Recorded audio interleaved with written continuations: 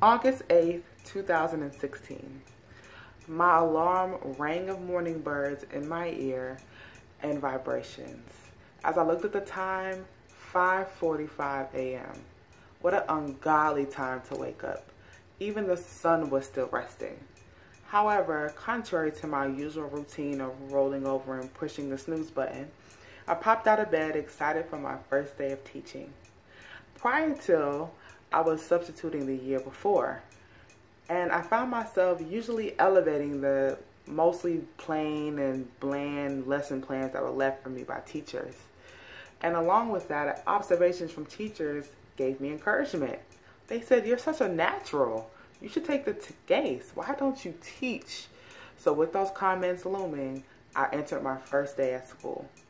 Even though I had the jitters, I kind of overcompensated with my teacher's outfit, accompanied by not only a pad folio, but a cup of coffee, horn-rimmed prescription glasses, and my Sperry's. I think I was good to go.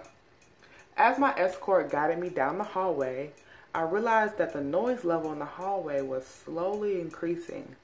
But I thought to myself, she surely couldn't be taking me to my classroom. As we turned the corner, I realized it was. I peeped in to see two children rapping and basically breakdancing, another child looking out the window, gazing at the sky, and two girls in wheelchairs popping wheelies and racing each other. Even though I was surprised, I was relieved. This reminded me that these children, despite their ailments, were still children. The DES, or special education supervisor, introduced me to my child that I'll be working mostly with, and my other coworkers.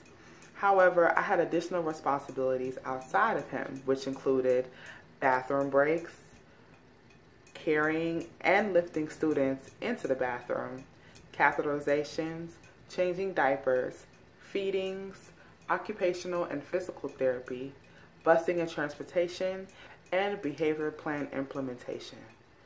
God knows my first day was a lot, but I was intrigued. I ran home and researched everything I could. I wanted to ensure that I can be confident in servicing my students, despite what I believed my reaction would be. Once I arrived home, I researched all the diagnoses I had in my classroom: cerebral palsy, spina bifida, and autism, to name a few. It gave me a true appreciation of my life and also the attitudes of my children, that none of them ever decided to complain or want to change their situation. That hope is what I used every day to guide me and to push me to do and be the best that I could be. Teaching alone is a noble profession, but it requires a ton of patience. Special education is no different. It's an entire different beast on its own. Not only is the paperwork unsurmountable, but it's difficult to maintain the flow of your classroom.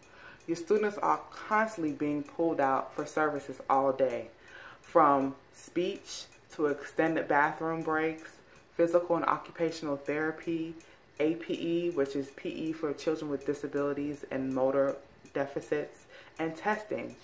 It almost seems unfair that these children are expected to learn while having to deal with all of these things. However, those annoyances could also be celebrated. Watching a child go from struggling with these areas to growing not only academically, but physically, mentally, socially, and linguistically is the best reward a teacher could ever receive. While working so closely with these children, you become extremely attached and sensitive to their situations. Even to this day, I become very upset when a place isn't wheelchair accessible, because I personally know how difficult it is to navigate with a wheelchair, especially without ramps or smooth paths. Throughout the school year, we all laughed at the crazy things our students did or said, and cried about how much paperwork it is to deal with each child, got upset when each student did not put their best foot forward, and very scared when spontaneous accidents that should have never happened still did. However, this progress was moved forward, and we all as moving parts together made a machine and made it happen to ensure that our students excelled. That alone made us a family, and that family bond I will never trade. It is extremely priceless. And that alone and those experiences is what I'm holding on to. And that is what I know makes me a teacher. Thank you.